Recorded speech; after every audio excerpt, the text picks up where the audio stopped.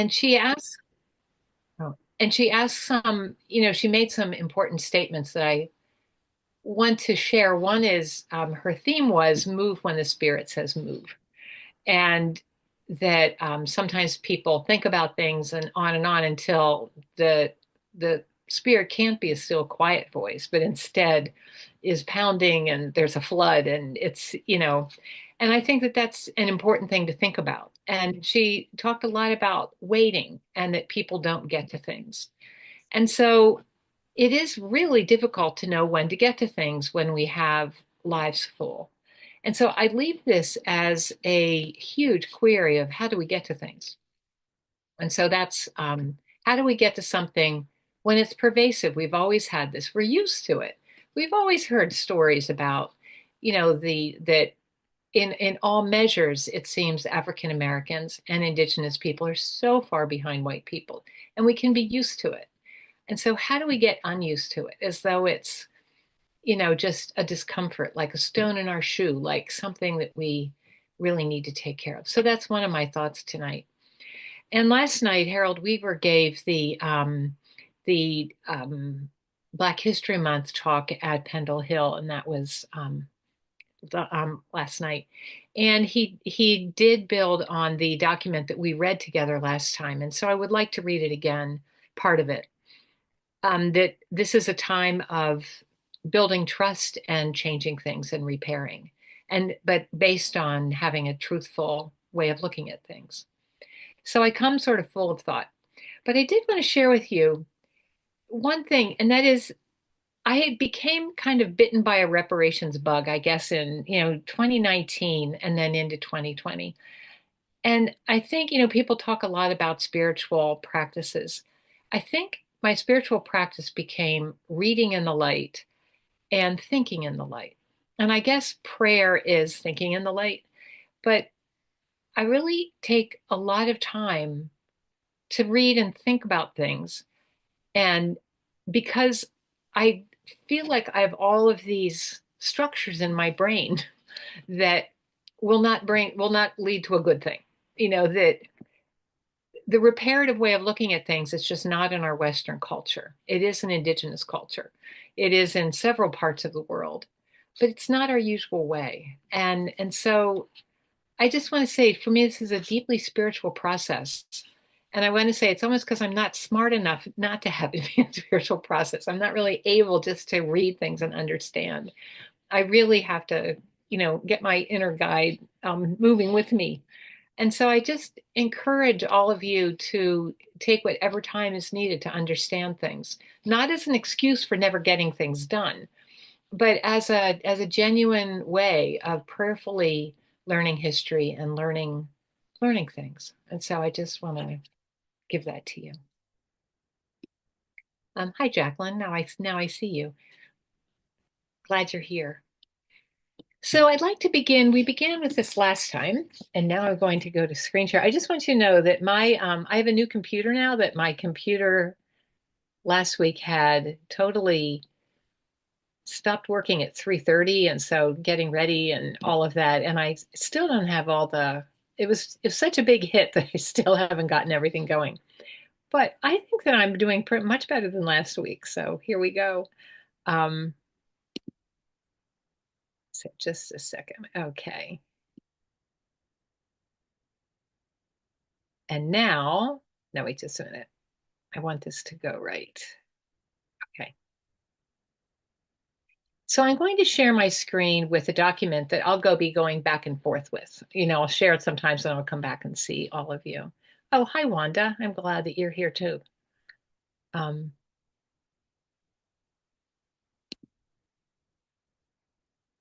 Wait a minute. I'm sorry.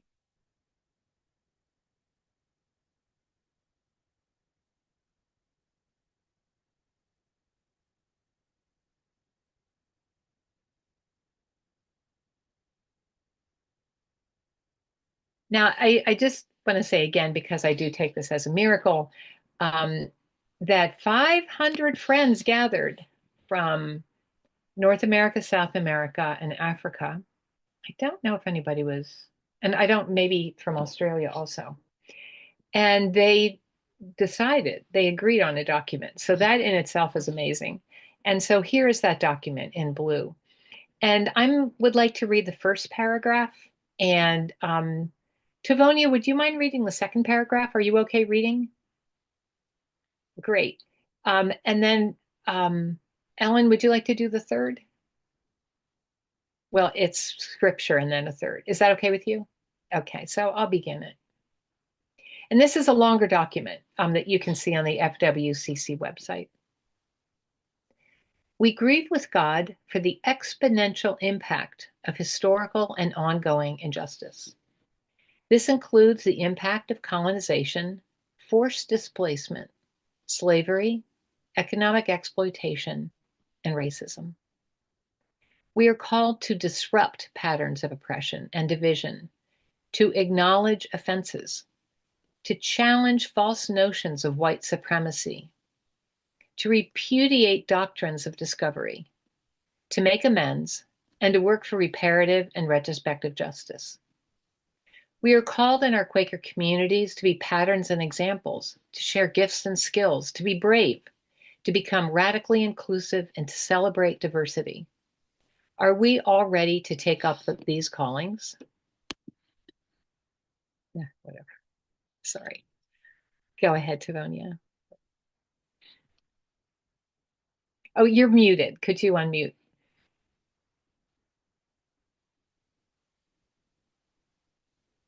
Okay, sorry. It's okay. Healing begins with sharing our stories, telling the truth, and listening deeply.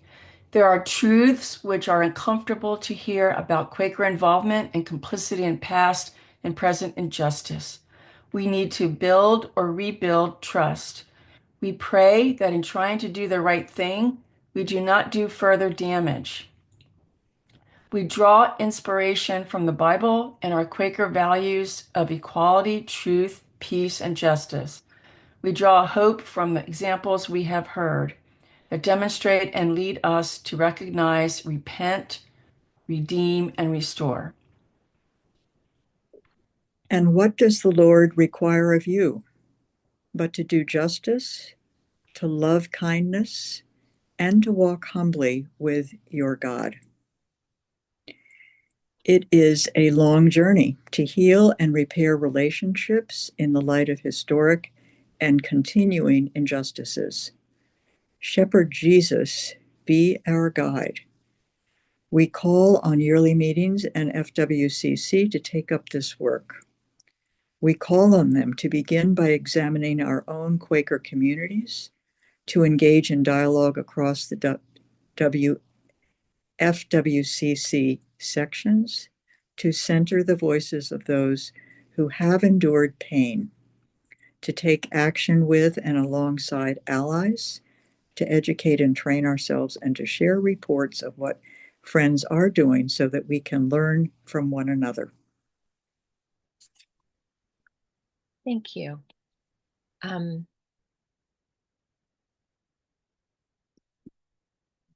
sorry. I'm sorry. I meant to, I hit the wrong. Could we just have a time of worship now and then get ready for the rest of this?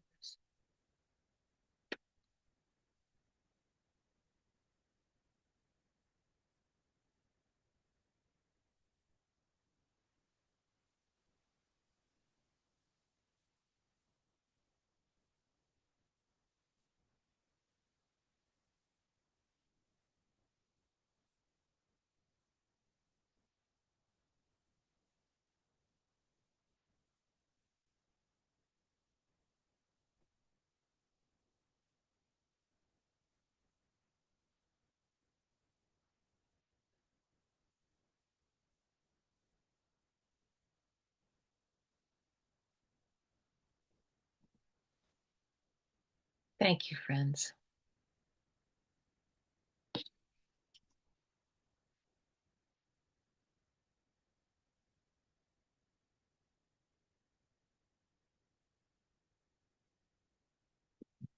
I have gone through, there are different ideas about steps towards reparations. And different ideas about what we can do, and I'm going to get to that. But I wanted to start, wait just a sec. Okay. I wanted to start by sharing some real life examples of reparations that have happened. I don't think any of them are quite as complete as we're looking for, but they still count. They fully count. Okay. Um, and I wanted to go over that.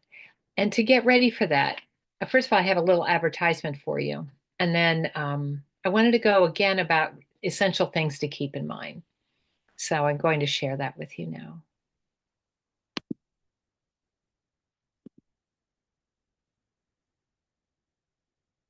So here's the advertisement. Wait just a second. Okay. Because I'm afraid I would forget to say it at the end, so I'm doing it now. Sorry, it's a little touchy right now.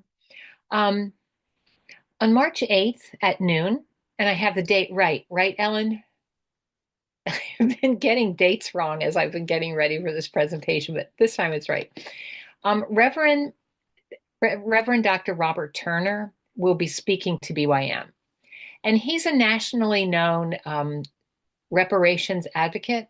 He is part of the National Reparations Commission, which right now is in an organization, not a federal government place. And he walks every month from Baltimore to Washington, D.C., 42 miles in one day to lay a wreath at the door of the White House, which is about a block from the White House. It's about as close as you can get.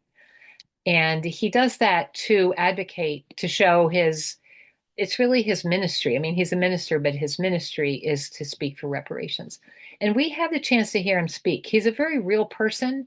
I did walk with him once. I text with him and talk with him, and he's quite a person. But he was active in Tulsa. He was a minister in Tulsa when the reparations work began to go with in response to the massacre over 100 years ago in Tulsa.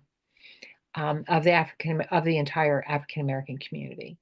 And so he has really walked through that sort of difficult place of looking at extreme harm and having the hope to have reparations. So please come hear him, and there will be more information that you will get. So here are essentials to keep in mind. So I'm just going to read through them quickly. So as friends, as U.S. Americans, we need to create one history, a history that includes everyone and their contributions, and that includes contradictions, even ones that we find unfathomable.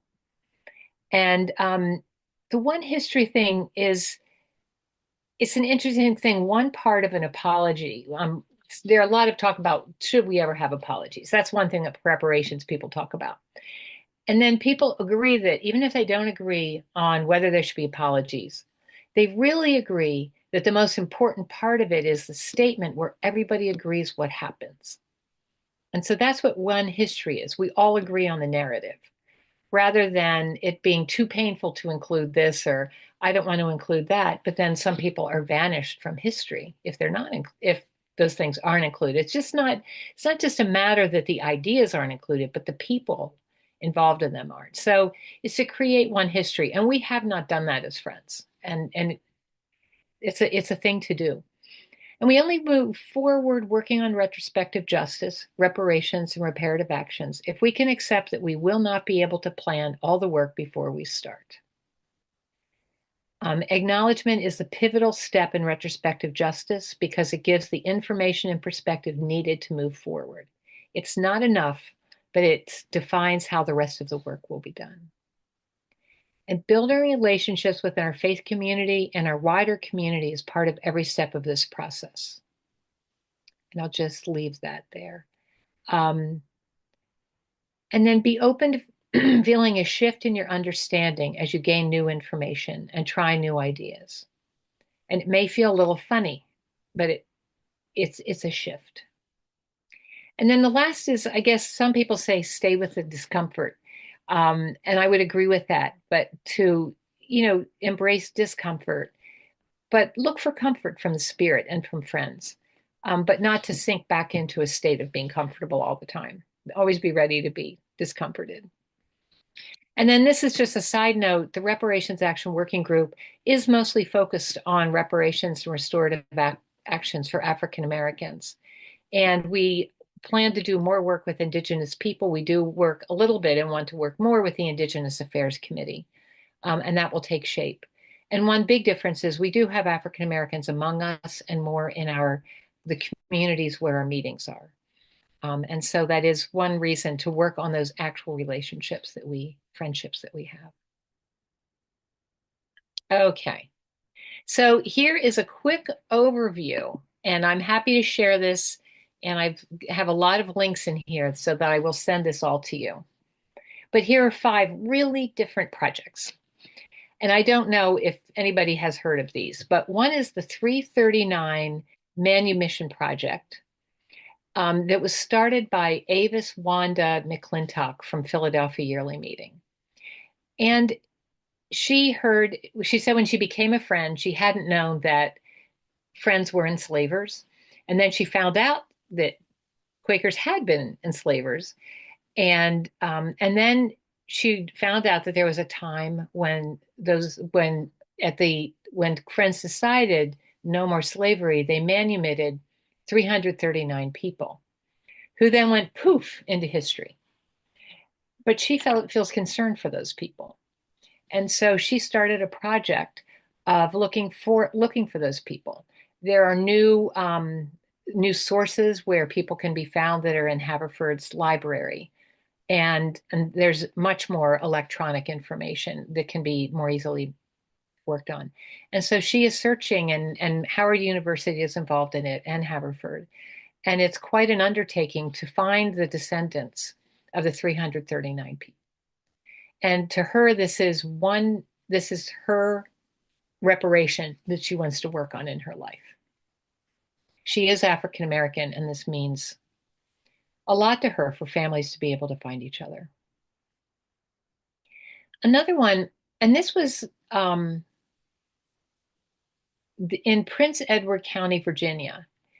And you may have heard about this. There's a book written about it, and there's actually a museum where this is now talked about.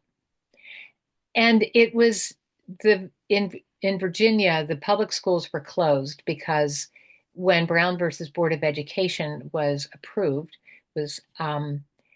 the schools did not want to integrate, and so they closed the schools. And so in most places, schools were closed for a year or a year and a few months. But in Prince Edward County, they were closed for 5 years. And so that meant for 5 years, people who couldn't get to the hastily put together private school had no education. And that followed people through their life. That if that is your 10 to 15 years, if you're 10 and ending at 15, you just haven't gotten a lot of schooling. And so there was a reparations project there. And it was decided that descendants they would not give to descendants. The people who had been involved were in their 60s, and some of them did then go to college. They finished the work they needed to do and went to college. So and it ended up that they wanted to do people affected by racism, and that included poor white people. Poor white people also couldn't get themselves to the school, even if they were allowed to go. And so that's just a very interesting case.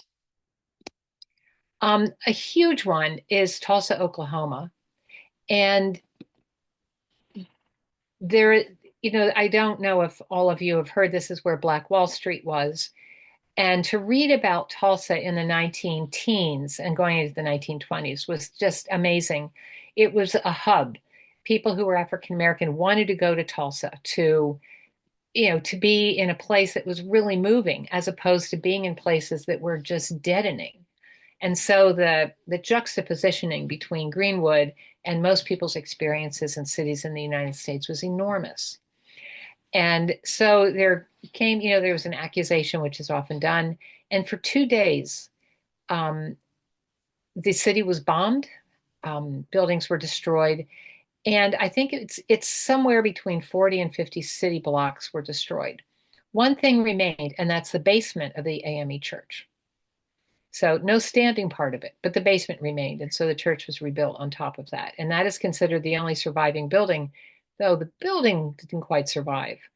Um, but that is where Reverend Turner, who will be speaking, was pastor.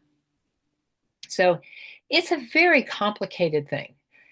Reading about it is, it recently over the summer, there were two women, I think 109 and 111, who were not given reparations for having been there, for having suffered through the massacre. It was decided that they wouldn't get that money, and it based on some law. Of course, no laws are made to favor African Americans, and I mean, it just shows our legal system falls back on itself all the time when it comes to justice, um, and preventing justice. So the interesting thing is now, then there was a commission started, and then the response of the first thing for the commission, it's a struggle. I want to say it's a real struggle, but one thing that was decided on is a first step would be finding the mass graves. And so several years ago, the mass graves were sought and have been found. And so the remains of 300 people have been found. So that's how reparations can work, is you work where you can, for one thing, and there are many things to repair, but it does change those people into people. It changes that sense of a lot of people were killed, into the names and the families that they belong to. The state of California, if you have some time, I'm sorry that I didn't catch all of my spelling errors. That's a little embarrassing, but there we are. Anyway, I'm not going to try now. The state of California has by far the most advanced thing. They did appoint a commission which studied for 2 years, wrote a 500-page history of racism in the United States, and then came up with a lot of legislation and other measures. And I think that the number was 138 pieces of legislation were considered, and only two were not passed. I don't know that all the others were passed, but they weren't not passed at this point. And it's just a remarkable document, and it's well organized and has subheadings, so you don't have to go through, thousands of pages. It's a little bit easy. And then on a smaller scale, Ellen just sent this, a link to Scotland AME Church in Montgomery County to keep an historical landmark alive. The landmark being a Black church, an African American church that's been in the county for a long time. And so you can read about that. And there are a number of local efforts. I don't have the picture right now. In my own town, I live in Mount Rainier, Maryland, which was a sundown community. So anyone Black had to be out of the city, this little city of ours, by sundown, or face terrible consequences. And so the town next door, I mean, was the African American town. And so the border between the towns, and actually one more town, there's Brentwood and then North Brentwood. So the tension was more between Brentwood and North Brentwood. And now there's a landmark put there. The road barrier was changed into a work of, into sculpture, and it's very beautiful. So there's a lot of healing going on, and all of these things are part of reparations. So this is just these are very widely different things. Do you have any questions about that? Let me come back to you.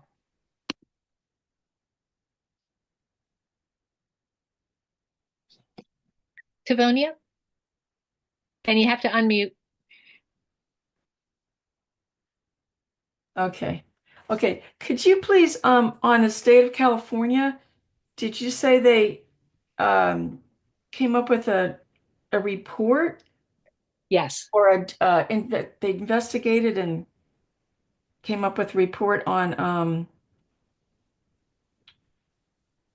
injustices done, or Yes. It's okay, good. the harms of racism in the state of Okay. California against African Americans. And so, and they wrote a history that could be used when there is a federal reparations commission. I see. Okay. And also, it shows the big picture of racism. So it's not just like California invented this; it shows what California is. Mm-hmm. Okay. Thank you. Yeah. and that was the only place where there was a commission and they actually came up with a report, The and only it place. took two Okay. years. So, Ellen, thanks, Sarah, for posting that. Mhm. I would just like to add that early January 2025, our U.S. Department of Justice put out the results of their investigation of the Tulsa massacre Mm. and described it as an organized military attack on Blacks in Tulsa. Planned. As one civil rights person said, there's no one ever more organized than white people in the South. And that is just chilling, but it's a good thing to remember.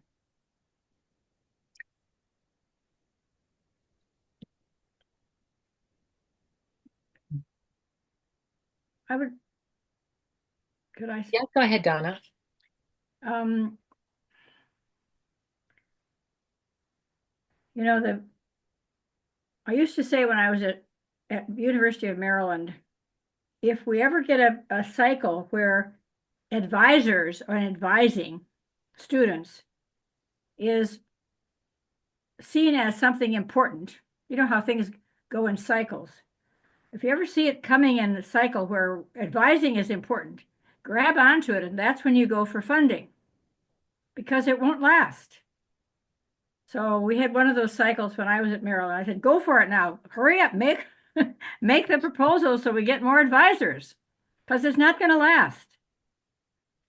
And that's kind of how I feel about our anti-racism work. And what I think about it is that we go through cycles where it is the in thing to do. Mm-hmm. And then you go through the tunnel and it isn't. And I have thought, I said this to some of you a few weeks ago, and you shook your heads at me. And you said, no, that's why we have to push even harder right now. Well, I didn't say anything back to you. But I think we're going through a period where it's not as welcome. Mm-hmm. And I bring it up tonight, if however negative that might sound, we have to be real about the situation we are in.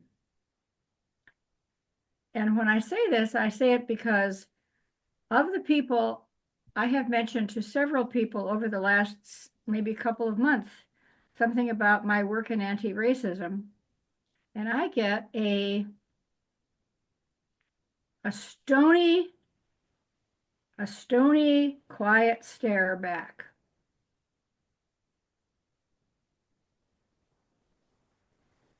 They don't say how interesting or, oh, that's wonderful, or and it's just a quiet, stony stare.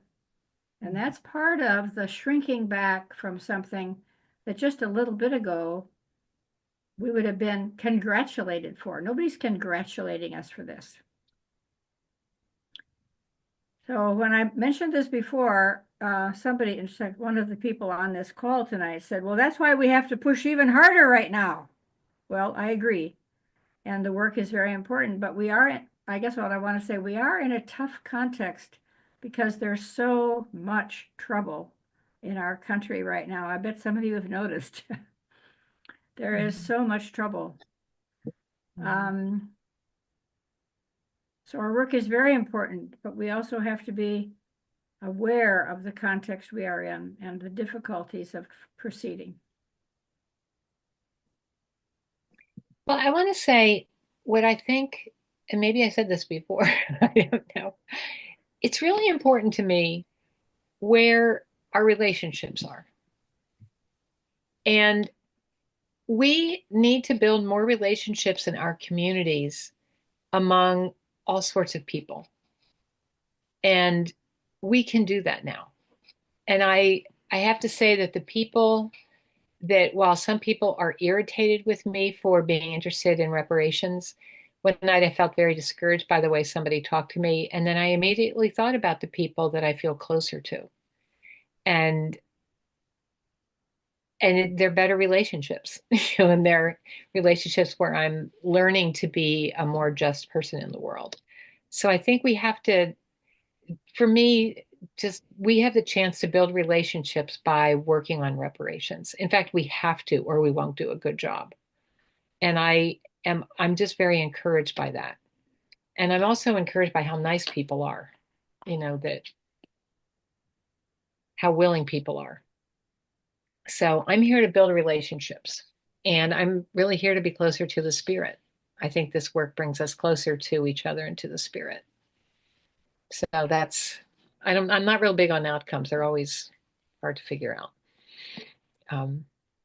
But thank you for saying that. We are in a rough time right now. Yeah. Yeah. Mm-hmm. Okay, maybe that's the problem. I'm not very well versed or knowledgeable about the topic, but I feel a pull to mention about the memorializing lynchings and truth telling, and how perhaps we can shine light on some of that and uh, uh, uh, encourage more visibility and more knowledge and more understanding and more compassion. Uh, in that area, because it seems like that could be very much part of our truth telling and our understanding of the pain that was inflicted. Mm-hmm. I don't know if I mentioned this before, Midlothian meeting. Roger, what is your meeting? Sand Spring. Okay, I wasn't sure I had that right. A Midlothian meeting has, they wrote to us at Reparations Action Working Group and said that they have become involved in the efforts to memorialize local lynchings. And that's what's happening in their area. So I guess we all have different chances for different kinds of repair depending where we live. But I thought that was a really brave thing for them to be doing. Mm-hmm. And I have a question for you, and I don't want to spend a long time on this because I really do have something I want to bring you tonight. But let's say we go through this process of retrospective justice, of learning about the past and coming up with ways to talk to each other and to name harms that have happened and ways of addressing harm. And we go through that. What will happen after that? What do you picture happening after all of this? This is called probably, I don't know if it's more than a lifetime. Sometimes things change quickly, so I would never want to assume that. But what would you see as what would our world be like? What would our society be like? What would our religious society of friends be like if we got together and repaired the harms, did things to repair the harms? I guess that's what I want to say.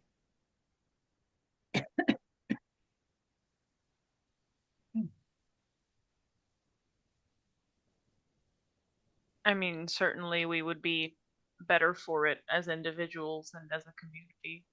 I think what you said about the importance of the relationships that we foster, and that deepening connection, that's huge. And of course, on another level, as Donna said, things may be hectic on the national stage right now, to say the least, but there's still things that we can do as a community and at the state and local level, to make tangible, gestures of repair to really try and make things better, to make people and communities whole. Yeah, I hope that both of those things will come out of this process. Mm-hmm. Pat? I think we have to realize that, especially when Quakers are doing this, despite building some relationships, that when we're done, most people will think it's irrelevant. And the groups that we've cared so much about will have their own feelings and they have their own issues against other groups. And so the idea that it'll all come together in one harmony, I don't think we've ever seen that. And if we're trying to understand another culture or another group, part of what we, I think, have to accept is they won't probably see it the way we do. Um, most groups have a hard time just mastering their own past. And the idea that, they're supposed to also, Native people are supposed to care about the Puerto Ricans and they're supposed to care about what's happened to Mexicans. And they're, I think you do it partly for conscience, because I don't think it's going to be this warm thing we hope for. There's been a lot of tension between the Native community and the African American community over some very important things. And again, the two histories bring them to a very different place. Mm-hmm. So I think that's part of the respect we have to have, that what we evolved to, it may not be where other people would like us to be, or they would just think we're irrelevant. I'm sorry if that sounds too negative. Well, I mean, I don't know that everything has to be warm and fuzzy, or whatever, but do you see a way that we would be better in some repair somewhere that would then matter to how people are with each other or? Oh, sure. I mean, obviously, I think the various repairs are great. I think building a deeper cultural understanding with any one group, is a challenge and very important. So that's hard for me to express, but I think I came at it very differently, Marcy, a lot of it has been jumping in, like in Columbia, Missouri, where I heard an African diplomat wasn't served at a restaurant, in 1963. Within days, I found a civil rights organization, and within weeks we were picketing and sitting in at that restaurant. And I feel like out of that, on the ground, face-to-face relationships is how I got the understanding a lot more than the reading and the thinking and reflecting. Because then later, as I read and all, then it was like real people in my mind. That's just the way I've learned. But okay, so one outcome is that we would be more real people to each other. Yeah. I think that's enormous. Richard, you'll have to unmute.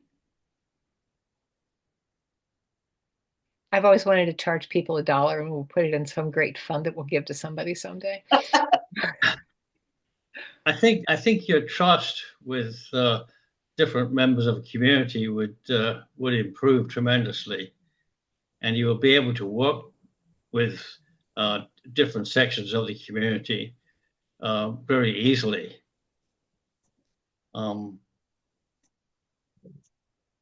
I haven't had a lot of experience or friendship with Black Americans, but I've had a little bit. And the more I have, the more comfortable I feel. And now I'm quite able to talk to people in the Black community, and I'm not wondering what they're thinking all the time. I'm believing that they are thinking just the same as I am about this particular topic we might be talking to. Mm-hmm. I recently bought a car, and the salesman was Black. And at the end of the process of buying the car, I was friends with this Black man. I just felt comfortable with him, and we talked about everything, just as if he was white. So I think if you could get that sort of respect and confidence with people, with members of the Black community or the Indigenous community, the whole country would be so much more effective and comfortable and pleasant to live with. I think is a little bit like the accents in England. 60 years ago, when I left England, how you spoke mattered a great deal if you were trying to get a job or um, make friends with people. People who left school with me said when they joined the army, they said there were just two groups. There were the people who went to the public school, which in England is a private school, and there were people that went to the government schools, and they didn't mix. Although they were doing the same job in the military, they didn't mix. Whether you came from the north of England or the south of England, it mattered a great deal in what your accent was. And I don't know if you've noticed that accents have changed when you English people speak. If you listen to the news today, you will hear accents from all over the country. Where 60 years ago, all you heard was the so-called Queen's English, which was a very fine English. If you spoke with a Welsh accent, oh, you may as well forget it. You were just in the wrong part of society. That has all changed. They finally decided that they said, look here, this is absolutely ridiculous. It doesn't matter what your accent is, as long as it's what you're saying. It's what you're saying and what you do is important. And it has changed now radically. And so I think the community as a whole is more effective. You have professors at university who are there because of their knowledge, not because of their accent. In industry and also in entertainment. And I think that would happen so much if you had these relationships with the Black communities or the indigenous communities, or the Spanish communities, whatever, we would all be more effective. Country would work together so much better. Well, I'm going to leave you with this thought. I want to say we lost Jacqueline. And I'm going to just leave this question with you. Here she is. Good. Glad you're back. But it definitely sounds like having more, I don't want to say better relationships, more genuine relationships with people who are now in some category other than the people we easily have friendships with. And I think of the word that came to me as I was thinking about this was just trust, that there would be more trust between people who just spend a lot of energy trying to figure each other out and don't come from a place of trust. Jacqueline, I'm glad you're back.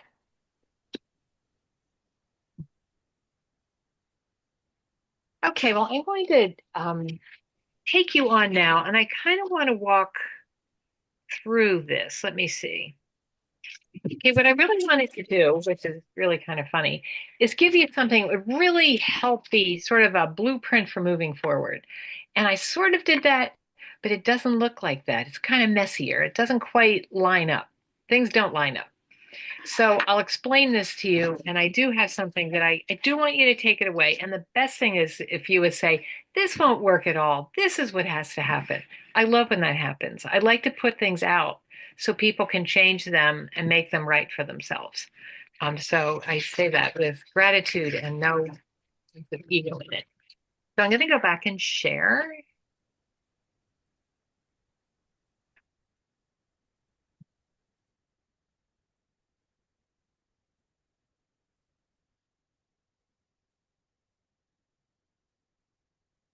Okay, now,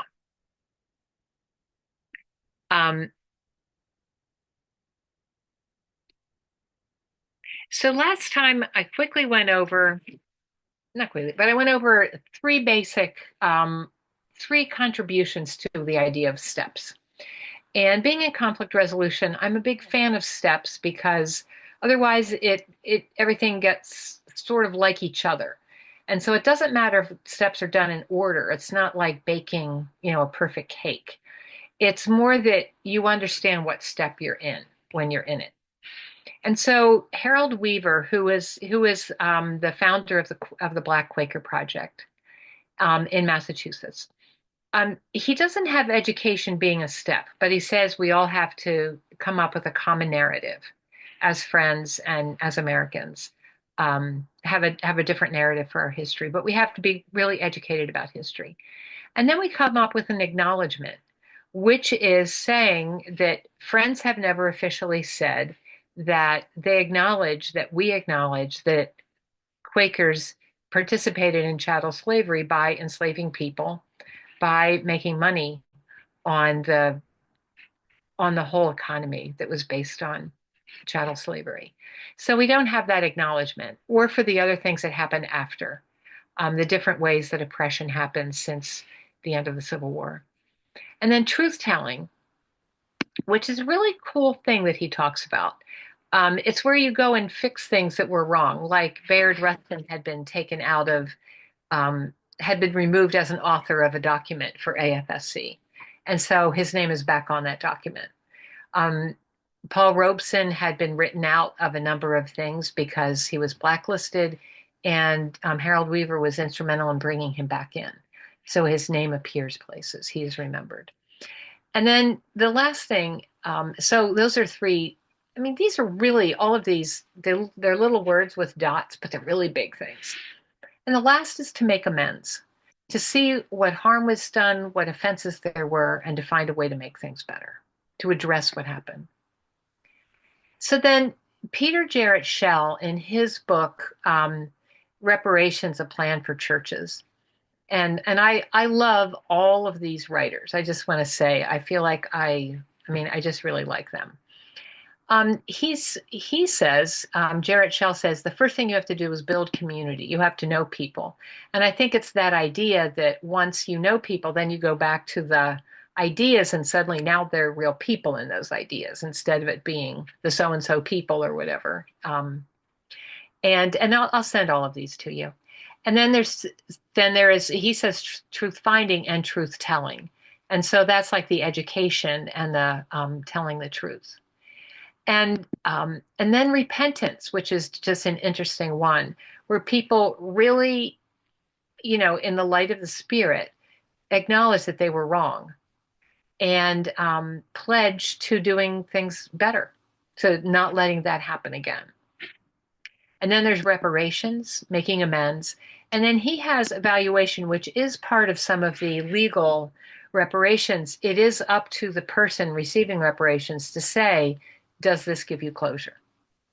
You do need to see if that in fact is what needs to happen. Now, Reverend Robert Turner does a lot of, his book is so usable and wonderful.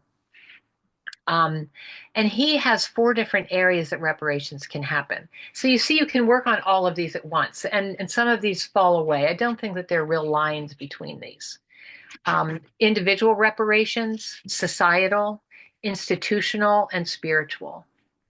And as Ellen pointed out, of the 100 things, number 100 of these steps, the actions that can be taken for repair on the road to reparations, Reverend Turner says, get rid of the white Jesus. That's just, replace that white Jesus with a Jesus with color. So that's, and if you think about it and think about what it would mean for churches to make that kind of decision. So there are just a lot of things for repair. So I give you these, meaning this is, part of the set of things to look at. Now I'm going to go on to, so I try to pull different ideas together. And what I came up with is working towards reparations, because I don't know what it will look like to actually arrive at reparations. I really can't quite imagine it. I'm hoping that there are so many good conversations along the way. And I think I've shared this, that when you're doing restorative justice work, there's a lot of energy around trying to say what happened.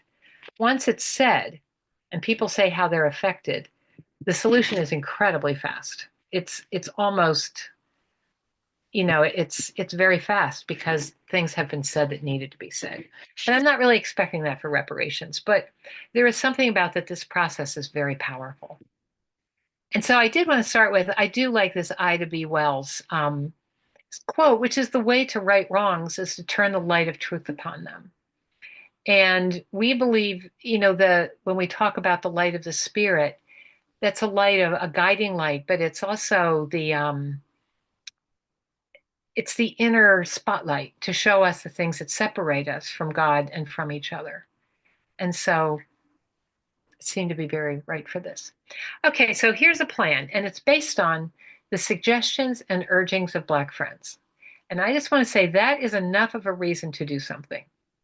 If people who have been affected by racism have a suggestion, it's good to follow it because the expert is the person who has lived it. We have an experiential religion, and we have not acknowledged the power of people's experience as people of color, as African Americans, as Indigenous. We haven't been able sometimes to hear that experience.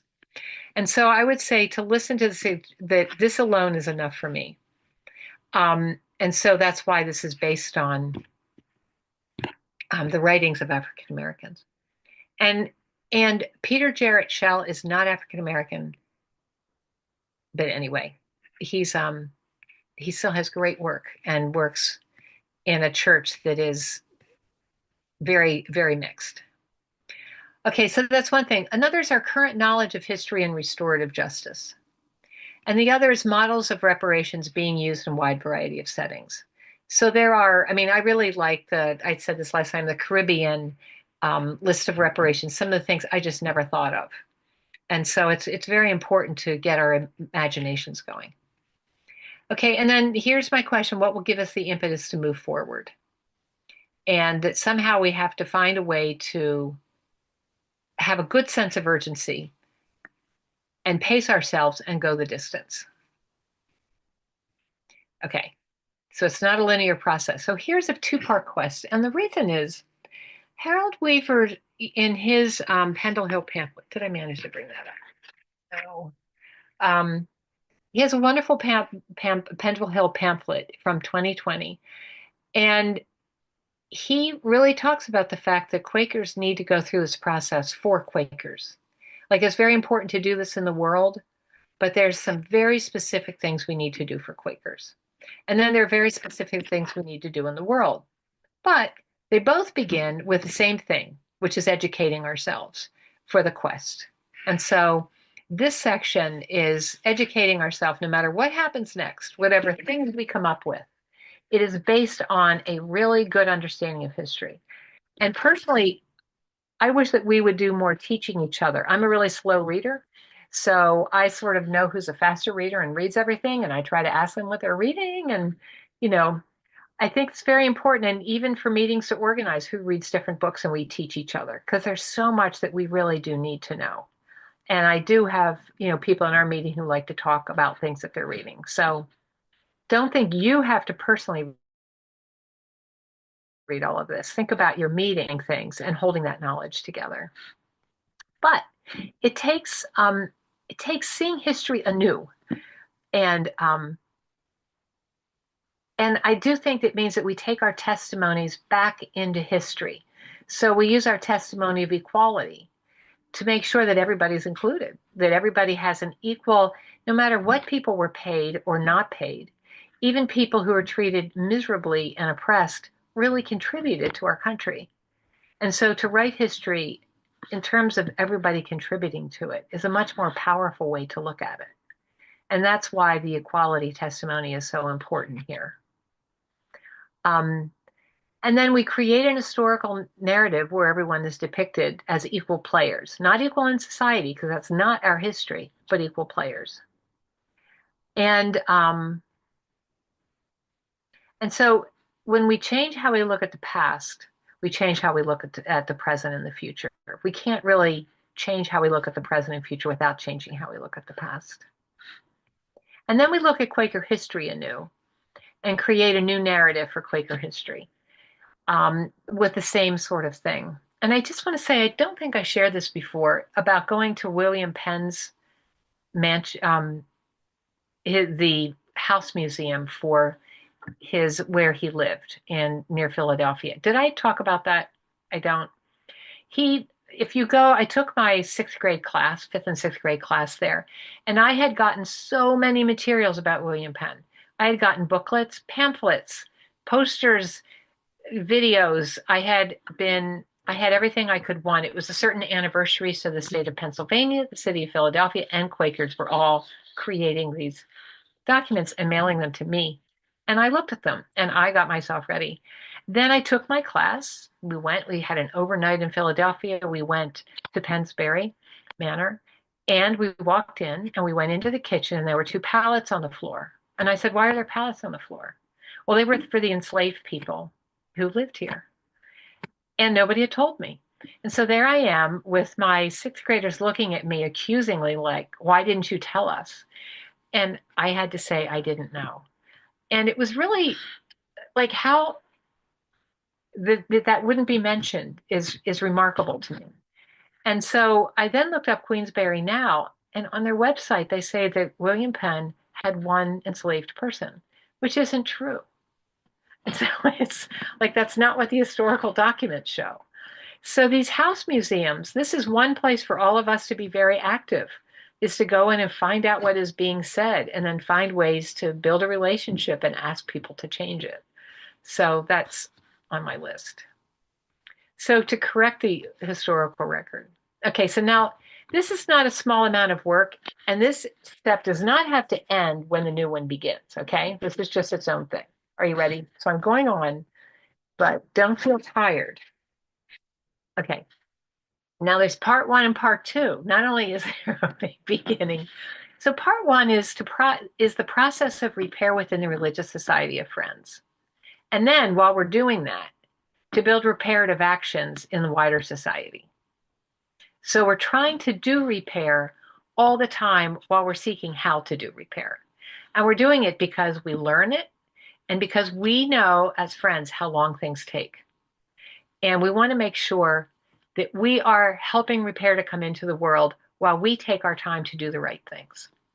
And so we're not waiting. We should never be waiting to begin repair. We should be finding ways to do it right away.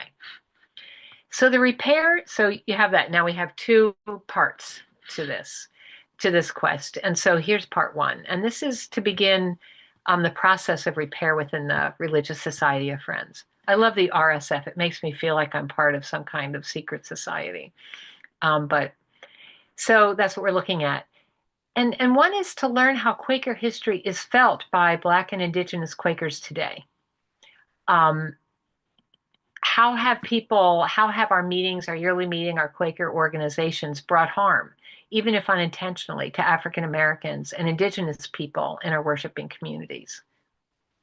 And begin to see different ways that our words, stories, practices may be seen within our community. And I asked an African American friend one day, I said, during meeting for worship, way opens was used a lot. And I said, how does that phrase hit you? And he said, well, an African American wouldn't really wait for things to open. That way opens really doesn't sound the same to me. And that was just really good. And then we talked about it. And he wasn't saying, it was very nuanced, but it was a really good discussion about a phrase that friends often use easily. It's part of our camping program. And people get overly comfortable with it and don't actually look at the power behind it. Because way opens usually when you're in a process that's difficult and you're being very faithful, but it's not always, the attention of that. But I think it's very important to talk about that. An African American member of my meeting, recently just disparaged the idea that we have to be centered all the time. That is too much. Sometimes things are very upsetting and we can't be centered. And it's not right to ask people to wait till they're centered. We have to be able that's a white problem. That it's not a Quaker thing, it's a white thing. And that we have to learn to accept high levels of emotion when that's somebody's experience. And so that was another way. And so we've had a number of things that have come up. and just trying to hear those things without saying, oh, but, and always to give the narrative, but Quakers are good, but Quakers are doing good things, but it's not that bad, but don't you mean, and just to let it be and accept it as someone's experience and let it go. You can always pick up the conversation later. And then to do what Harold Weaver has asked us to do, which is to make an acknowledgement of the offense of Quakers participating in and benefiting from chattel slavery. And he really wants this to be done. He is in his 90s. I'm feeling urgency. I would really feel bad if he left the world and this had not happened. So I think we do need to do this, and need to do it anyway. And here again, an acknowledgement creates a common understanding of what happened and how an impact of wrongdoing has been felt. And then he says that we need to write a justice testimony, as we have testimonies of peace, of community, of all the others. And then to bring together and where needed, create materials for teaching Quaker history to friends of all ages. So we get out our old curriculums from FGC and we figure out what can be kept and we rewrite parts of it. I think that I was a pretty good first day school teacher, but I just didn't teach Black Quakers. I mean, I can't even believe I didn't. I focused a lot on Lucretia Mott because I wanted to read deeply about one friend and not, have a superficial understanding. But I didn't go into the people who she was speaking about. I didn't go into the experience of enslavement and why Lucretia Mott felt so strongly about her ministry. I mean, there were so many things I could have taught, and it didn't occur to me, and it wasn't in my materials, and I didn't see beyond the materials. So this is where I want to repair things. That it was just wrong to do that. And so we need to find a way to create materials because first day school is always taught on the fly. You always have more children or fewer children or the wrong children or something. You have to have good materials in front of you.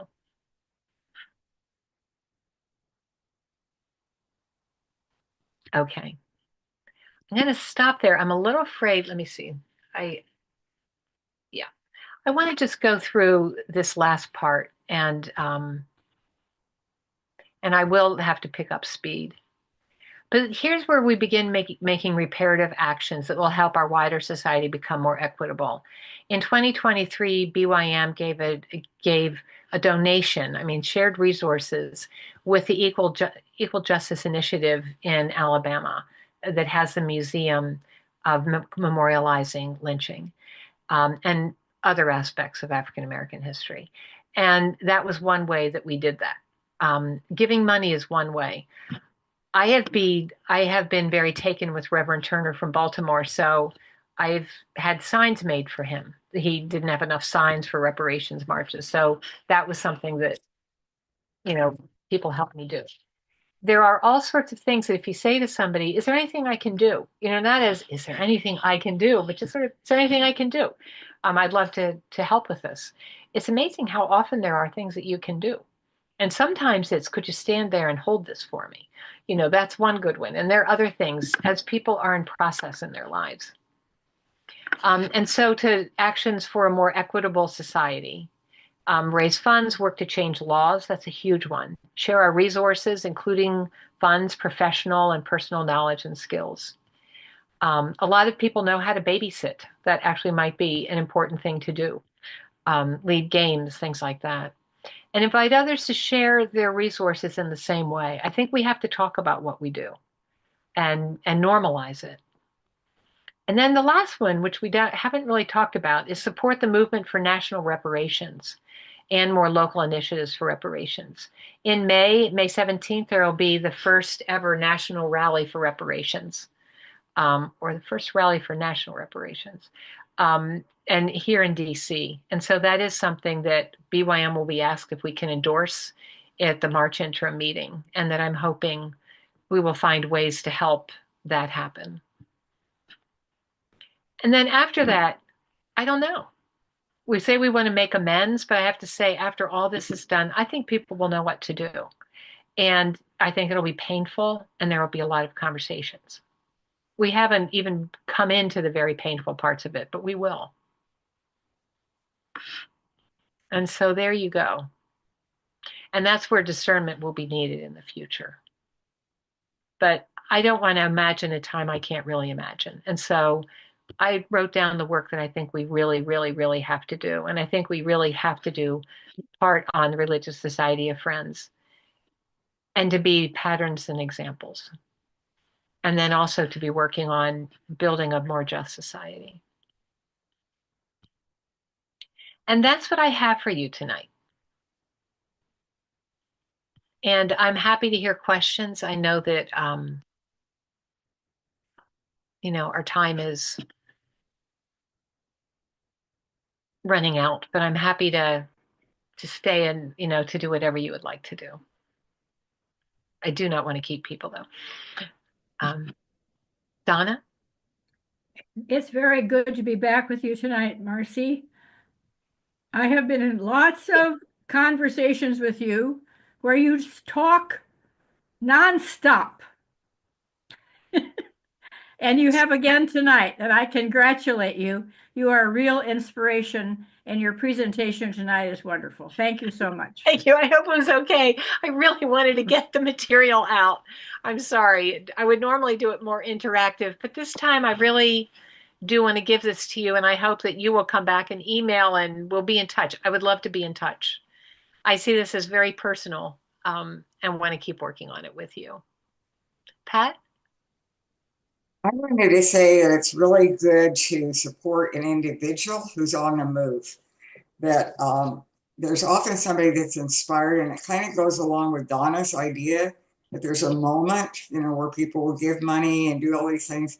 There's often a person who's willing to commit a lot of time, and if you miss that, that can just fade. Their energy can fade, etc.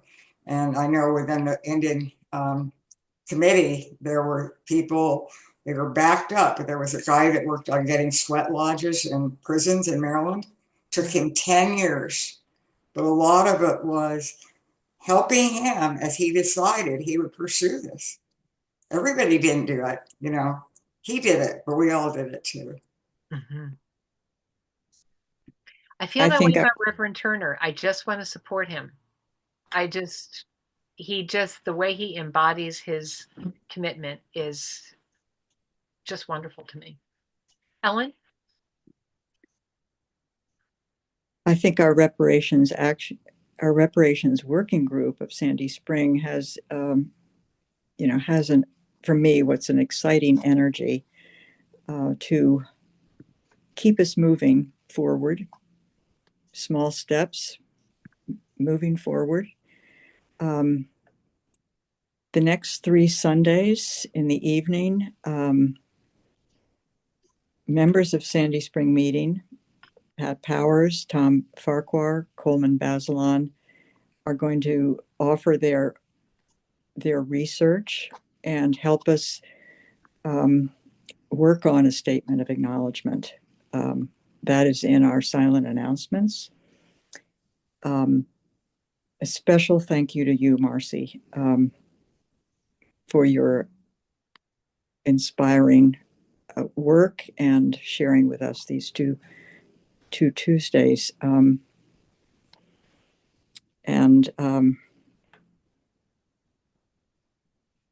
look forward to continuing to work with you. Yes. And Marcy, you were so instrumental in helping an act of reparations happen, with the money to the Pawnee. You did a lot behind the scenes that allowed that to happen. So it's not just talk, you do a lot of things. Thank you. I like to see things happen. Me too. Thank you for saying that, Pat. I mean, there was such good work that you all did. Such good work. So, well, thank you, everyone.